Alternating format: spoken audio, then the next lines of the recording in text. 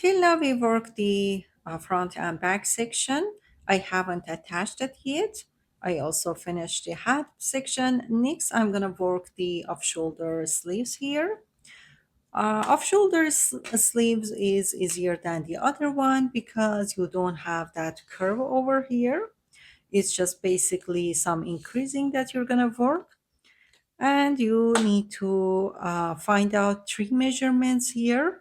The first section would be the cuff section, how many stitches you need to start the cuff, and then the length of the arm or length of the sleeve that you need to work, and at the end, the number of stitches that you need to have when you finish this section here. Based on those three numbers, we're going to find out how many stitches with the intervals you need to increase. The first number here is easier because you can use the same um, pattern that you have. You can use front or back piece and just find out how many stitches you would like to start the sleeve. Also, you can measure your wrist here and give like seaming allowance. So for me, based on what I had here, I had 36 stitches that I started the front section. And I think this is a very good number to start the same for the sleeve.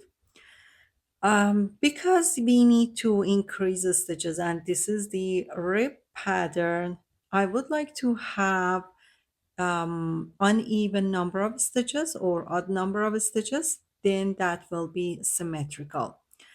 So because of that, I'm gonna start 37 stitches for the sleeve. So we're gonna start with 37 stitches. I had 36, so I'm adding one extra just to make it odd number. That gives symmetrical increasing. The next number is the length of the sleeve. The length of the sleeve is shorter than the regular sleeves because this is already off shoulder. So you already have this much that comes on over the shoulder. So measure that. I'm going to show you in the picture here that how you can measure that one. For me, I measured and it was 11 inches. Yes, around 11 inches here for the total length. And then for this section, you have two options. You can use your measuring tape to measure the arm with having a seam allowance. But for me, I'm going to just take a look at whatever I have here and decide how much is going to be my sleeve. I think this section here, it's a good number for me to start this, to end this sleeve. So I'm going to measure this section and then find out how many stitches I need to have at the end to have very nice attachment here. So let's measure this section here. I'm going to make it flat here.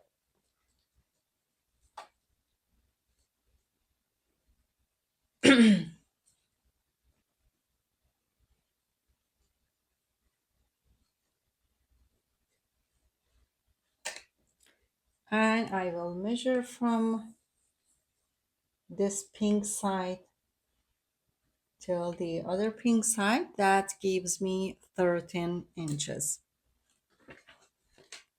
Okay, so next we're gonna find out how many stitches would be in the 13 stitches. One important point that you have to consider here, because when we are working the sleeve, we need to stretch the fabric like the sleeve when we are attaching to the main body. So you need to measure the number of stitches while it's stretched out.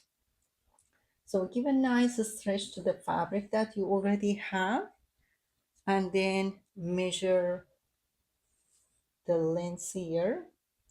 That will give you just estimation. I'm gonna count down to see how many stitches are in this section right here.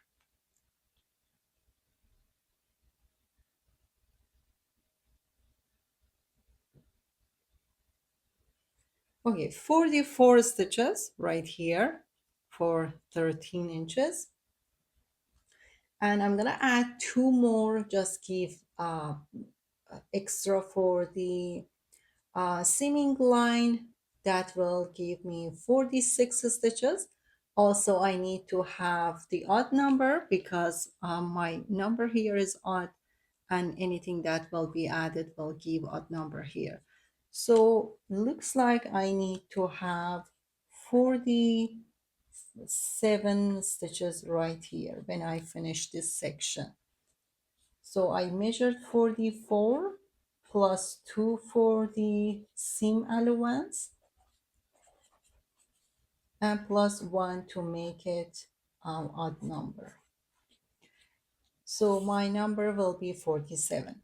So I'm going to start with 37 stitches and end with 47 stitches. That means I'm going to have 10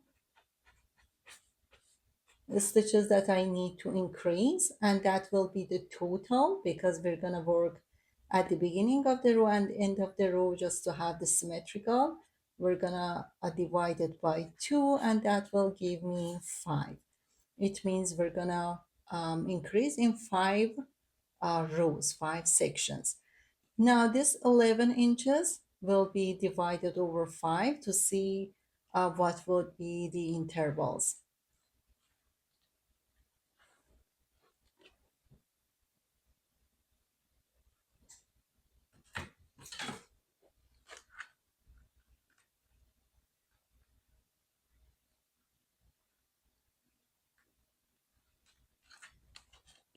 Okay, here is my calculator. So 11 divided by 5, that gives me 2.2 inches. It means this 5, that will give me 2.2 inches. It means my intervals will be 2.2 inches. So when I start my 37 stitches, I'm gonna work the first 2.2 inches, then make my first increases here, work another 2.2 and make another, and that will be 5 times. At the end, you're gonna have one here, and then you're gonna work another 2.2 up to the end. Okay, this is the calculation we had.